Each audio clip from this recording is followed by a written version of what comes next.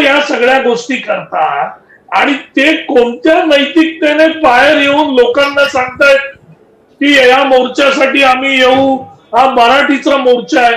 सगळ्यात पहिली गोष्ट, आम्ही मराठीचे मारेकरी कसे नाही? आम्ही जर मारेकरी असतो तर या महायुती सरकारने, की ज्याच्यामध्ये आमचे सर्वोच्च नेते उपमुख्यमंत्री आहेत, आम्ही मराठीला सक्तीची भाषा प्रत्येक शाळेमध्ये कोणी केली? तर महायुतीने केली. महाविकास आघाडीचं सरकार असताना हे लोक का करू शकले नाही ती गोष्ट? कारण त्याच्यासाठी तुम्हाला मराठी बद्दल खरी अस्मिता, खरं प्रेम हे असावं लागतं. ते यांच्याकडे कुठे आहे? त्याच्यामुळे मराठीला सक्तीची मराठी आम्ही केली, मग आम्ही मराठीचे मारेकरी कसे होऊ? मराठीला अभिजात भाषेचा दर्जा महायुतीमध्ये मिळाला, मग आम्ही मराठीचे मारेकरी कसे? मराठीसाठी सगळ्यात मोठं भाषा भवन हे मुंबईमध्ये बांधण्याचं महायुतीने ठरवलं, मग आम्ही मराठीचे मारेकरी कसे?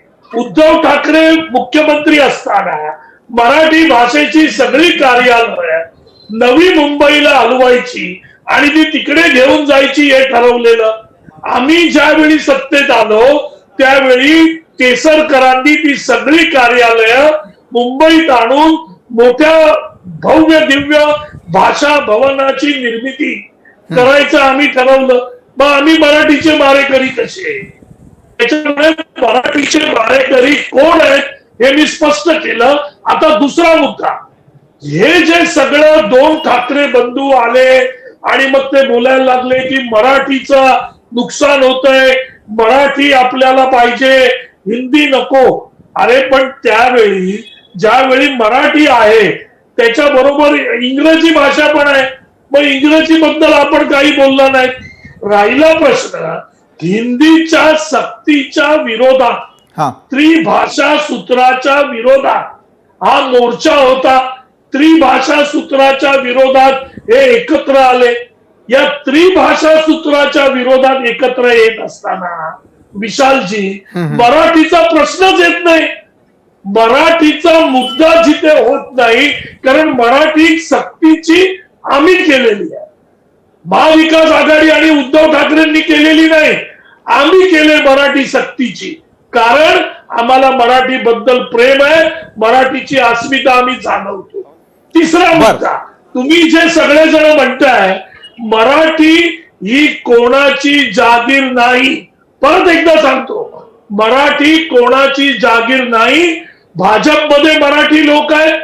आमच्या शिवसेनेत हिंदू हृदय सम्राट बाळासाहेब ठाकरेंची मराठी भाषेची पूर्णपणे संस्कृती पुढे घेऊन जाण्याचं काम कोण करत असेल तर ते एकनाथ शिंदे साहेब करतायत.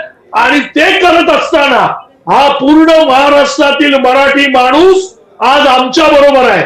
आम्ही 80 जागा लढवलोय, आम्ही 60 जागेमध्ये जिंकून आलो. डॉक्टर राजू वाघमारे, एका बाजूला मराठीची एकाची जागीर नाही, मात्र मराठी ही महाराष्ट्रातल्या सर्वसामान्य जनतेची आहे, ती सरकारची नाही आणि विरोधकांची पण नाही. मात्र हनुमंत पवारजी मेळाव्याच्या निमित्तानं ठाकरे बंधूंची मोर्चे बांधणी होताना दिसते.